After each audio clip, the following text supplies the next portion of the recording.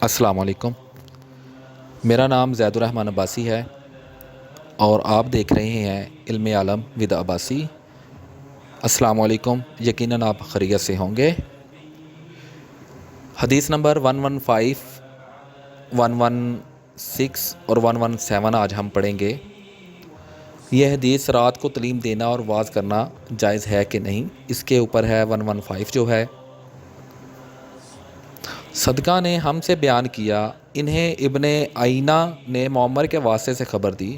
وہ زہری سے روایت کرتے ہیں کہ زہری ہند سے، وہ ام سلمہ رضی اللہ تعالی عنہ سے، دوسری سند میں عمرو اور یحییٰ بن سعید زہری سے، وہ ایک عورت سے، وہ ام سلمہ رضی اللہ تعالیٰ عنہ سے روایت کرتی ہیں کہ ایک رات نبی کریم صلی اللہ علیہ وآلہ وسلم بیدار ہوتے ہیں۔ فرمایا کہ سبحان اللہ، آج کی رات کس قدر فتنے اتارے گئے ہیں اور کتنے ہی خزانے بھی کھولے گئے ہیں۔ ان حجرہ والیوں کو جگاؤ، کیونکہ بہت سی عورتیں جو دنیا میں باریک کپڑا پہننے والی ہیں وہ آخرت میں ننگی ہوں گی۔ اللہ اکبر۔ اللہ تعالی ہم سب کی ماؤں بیٹیوں کو سمجھنے کی توفیق عطا فرمائے۔ حدیث نمبر 116 اور 117 ہے۔ یہ دونوں حدیث اس بارے میں ہے کہ سونے سے پہلے رات کے وقت علمی باتیں کرنا جائز ہے۔ حدیث نمبر 116 ہے۔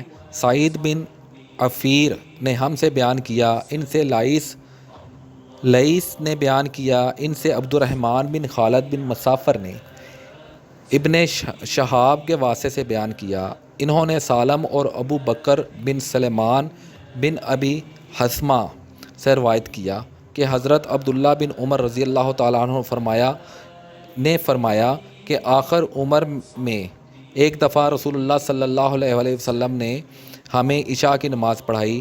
جب آپ صلی اللہ علیہ وآلہ وسلم نے سلام پھیرا تو کھڑے ہو گئے اور فرمایا کہ تمہاری آج کی رات وہ ہے کہ اس رات سے 100 برس کے آخر تک کوئی شخص جو زمین پر ہے وہ باقی نہیں رہے گا۔ آج کی رات وہ ہے کہ اس رات سے 100 برس کے آخر تک کوئی شخص زمین پر ہے وہ باقی نہیں رہے گا۔ حدیث نمبر 117 ہے۔ ہم سے آدم نے بیان کیا، انہوں نے کہا کہ ہم کو شیبہ نے خبر دی، ان کو حکم نے کہا کہ میں نے سعید بن جبیر رضی اللہ تعالیٰ عنہ سے سنا، وہ حضرت عبداللہ بن عباس رضی اللہ تعالیٰ عنہ سے نقل کرتے ہیں کہ ایک رات میں نے اپنی خالہ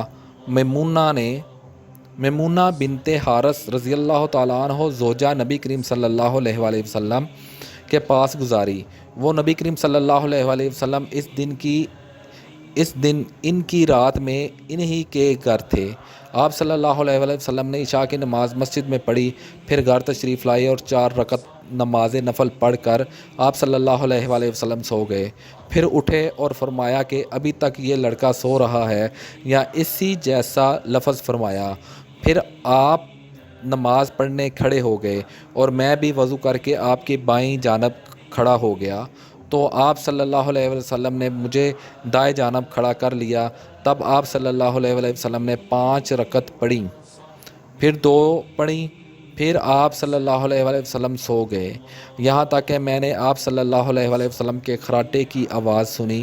پھر آپ کھڑے ہو کر نماز کے لیے باہر تشریف لے آئے۔ آج ہم نے حدیث نمبر 116 اور 117 پڑھی۔ اللہ تعالیٰ آپ کو اور مجھے سمجھنے کی توفیق عطا فرمائے۔ اللہ تعالیٰ ہمیں مزید پڑھنے کی مجھے توفیق عطا فرمائے، آپ کو سننے کی توفیق عطا فرمائے۔ اللہ آپ کا حامی و ناصر ہو۔